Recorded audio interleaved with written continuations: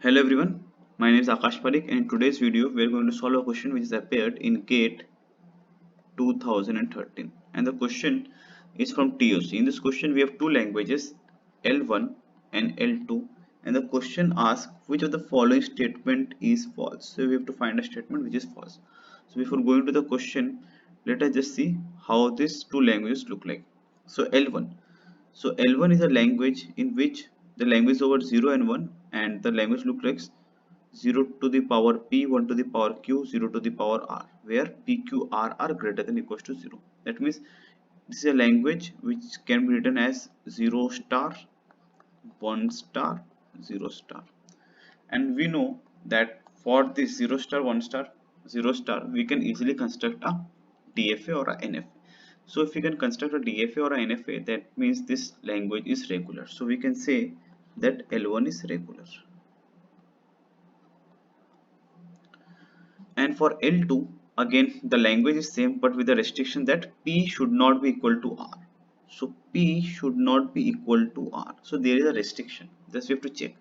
So we know that in NFA or DFA we just can't check any restriction. So this can be checked by a context-free language or a context-free grammar by using stack or by using stacks. So L2 can be constructed. That means L2 is a context-free language. So L2 is a context-free language because we can construct or we can see this using a stack. Now coming back to the question. So we know we already have two things, that R is regular and L1 is regular and L2 is context-free language. So the first option is L2 is context free, which is correct. We have already seen it. And the second option is L1 intersection L2 is context free. So L1 is a regular language, intersection L2 is a context free language. So always remember that intersection of regular language and context free language is always a context free language. So it says that L1 intersection L2 is context free, which is correct. And again it says that complement of L2 is recursive.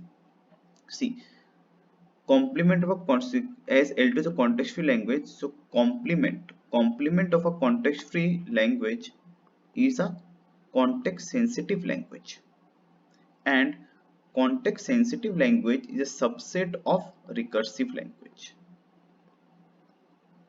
Therefore complement of L2 is recursive, which is also true. And the fourth question says that complement of L1 is context free but not regular. So we need not have to check this because this condition itself is false.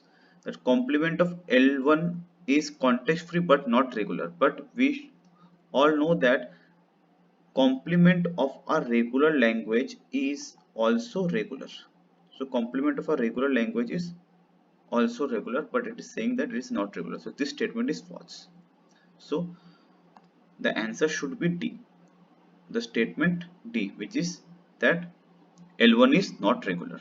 So if this kind of question comes in exam, so you need not have to check all the options. You can just directly see that if L1 is regular, then complement of L1 should also be regular, and D directly says that it is false. But for your understanding, I have solved this question. Thank you very much.